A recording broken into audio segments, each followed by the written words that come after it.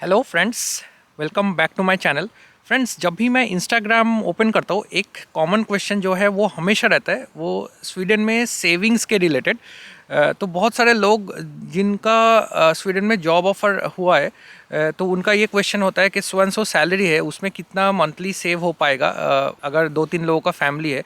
और कुछ लोग हैं जो यहाँ पे स्टडीज़ के लिए आना चाहते हैं, तो उनका क्वेश्चन ये है, आफ्टर स्टडी, पोस्ट स्टडी किस टाइप का जॉब मिल सकता है, किस रेंज में सैलरी हो सकता है फ्रेशर्स के लिए या थोड़ा बहुत एक्सपीरियंस लोगों के लिए, ताकि वो जो है ना अपना स्टूडेंट लोन, स्टडी लोन अगर इंडिया में है वो थोड़ा बहुत रीपे कर सके ईजिली।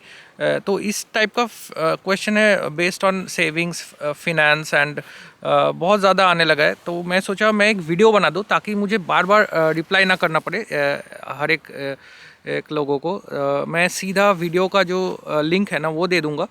तो मैं चाहता हूँ इस वीडियो में थोड़ा डिटेल में मैं एक्सप्लेन करूँ। तो मेरा सिचुएशन एज ए एग्ज़ाम्पल मैं डिस्कस करूँगा कि मेरा पहले मैं 2018 से 18 के बिगिनिंग से स्वीडन में हूँ, अभी 4.5 ईयर्स हो रहा है। तो मेरा पहले कितना सेविंग होता था, अभी आज कितना सेविंग हो रहा है over the period of time, कितना एक्सपेंस जो कॉस्ट है वो बढ़ा है या कम हुआ है, ये सारा कुछ मैं इस वीडियो में डिस्कस करूँगा। तो इस वीडियो को ध्यान से देखिएगा फ्रेंड्स, ताकि आपका सारा डाउट जो है ना वो क्लियर हो सके। फ्रेंड्स, अगर आपका जनरल क्यूरियोसिटी भी है स्वीडन में कितना सेविंग होता है, कितना इनकम होता है, तो वो भी आपका वो क्वेरी सॉल्व हो सके फ्रेंड्स। तो पहले मैं बता दूं फ्रेंड्स, मैं 2018 के बिगिनिंग में आया था स्वीडन में।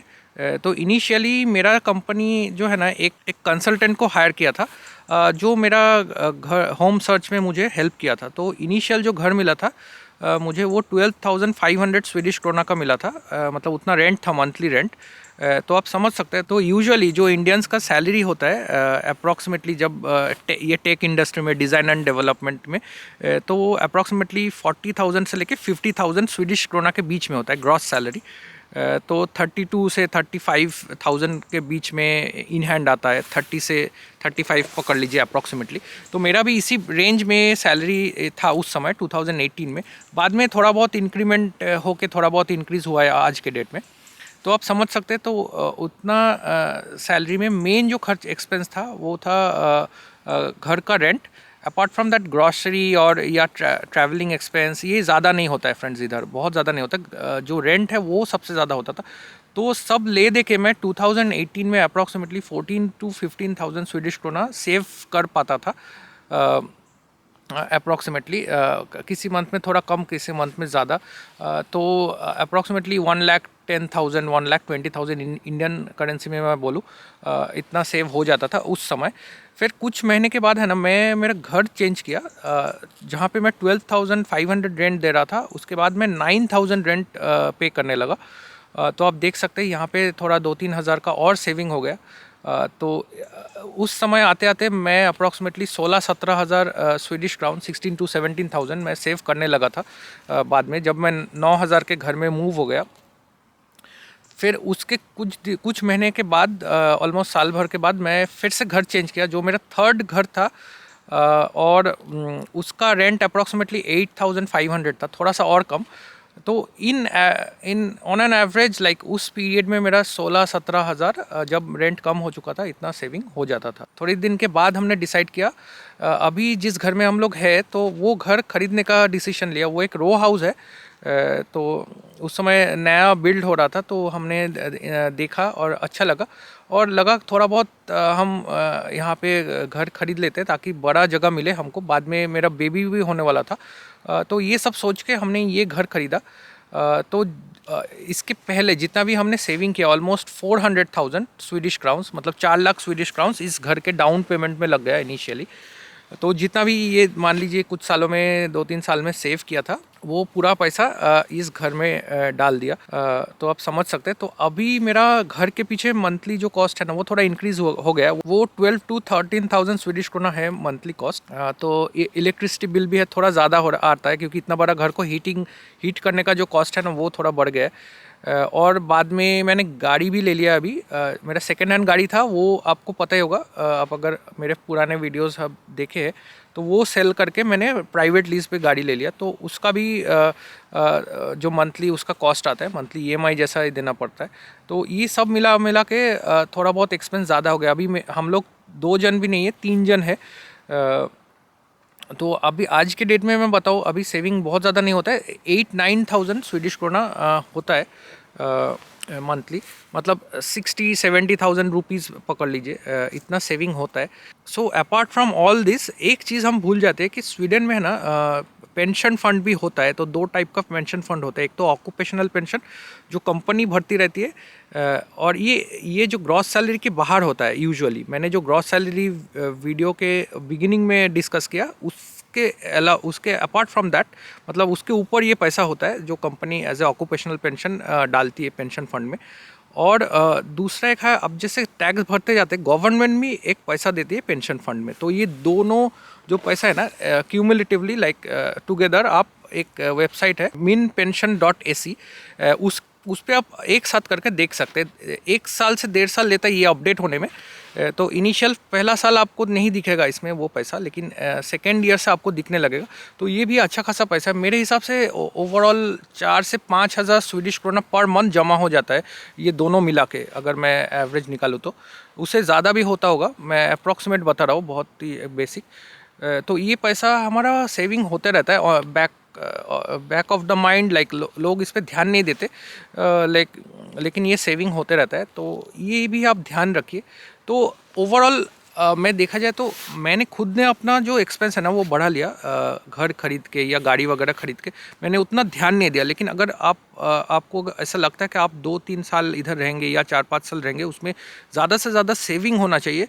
तो आप एक 3 लोगों के फैमिली में आराम से मैं बोलूँगा 14-15 हज़ार बचा सकते हैं आप, अगर आपका ग्रॉस सैलरी, एवरेज सैलरी उतना है जितना मैंने वीडियो के शुरू में डिस्कस किया।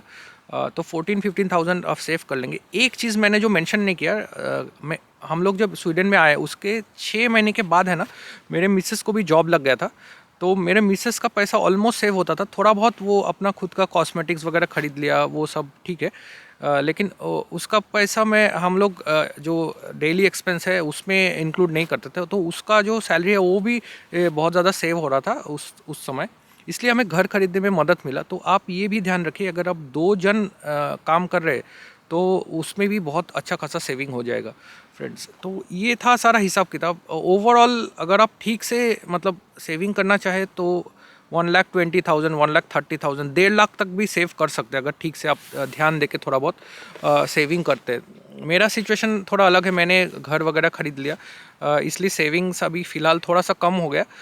लेकिन मुझे जब मैं पेंशन फ़ंड के बारे में सोचता हूँ, वो सोच के अच्छा लगता है कि ज़्यादा टेंशन नहीं आता है कि फ्यूचर के लिए एटलीस्ट तो वहाँ पे सेव हो रहा है। आप मान लीजिए स्वीडन से वापस भी चले गए एक टाइम पे, तो वो जो पैसा है ना, इंडिया में भी आप रिटायरमेंट एज जब अटेंड करेंगे तो इंडिया में भी एज ए पेंशन आपको इंडियन बैंक अकाउंट में मिलता रहेगा। सिर्फ उतना क्लॉज है, आपको रिटायरमेंट एज तक वेट करना पड़ेगा थोड़ा बहुत।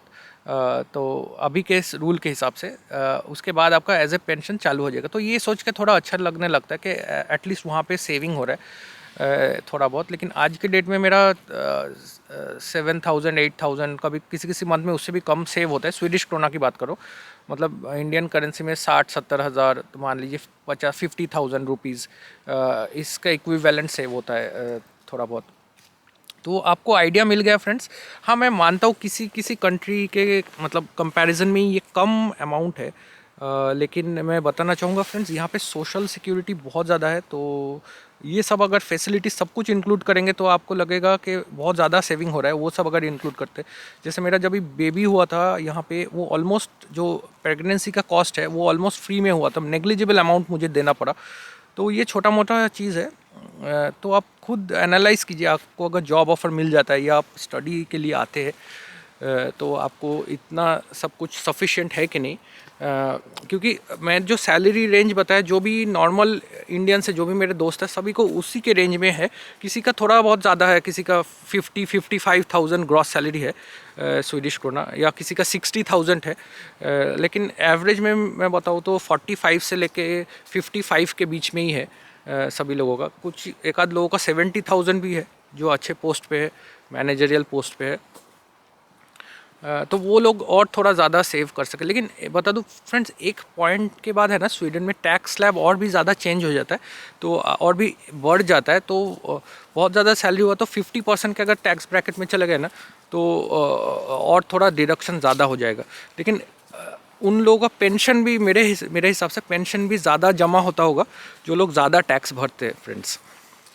तो ये था सारा हिसाब किताब फ्रेंड्स। देखिए, मैं ये फॉरेस्ट में आया था, अभी फॉल का सीज़न है तो बहुत ही अच्छा लग रहा है फ़िलहाल। तो मैं जा रहा हूँ अभी वापस, क्योंकि थोड़ी देर में मुझे मेरे बेटी को भी स्कूल से लाने के लिए जाना है। तो आपको अगर वीडियो इन्फॉर्मेटिव लगा और इसमें आपको कुछ नॉलेज मिला तो मेरे वीडियो को लाइक कर दीजिए और इस चैनल को भी सब्सक्राइब कर लीजिए, ताकि मैं ऐसे अच्छे वीडियो आपके लिए बनाता रहूँ। Thanks a lot for watching.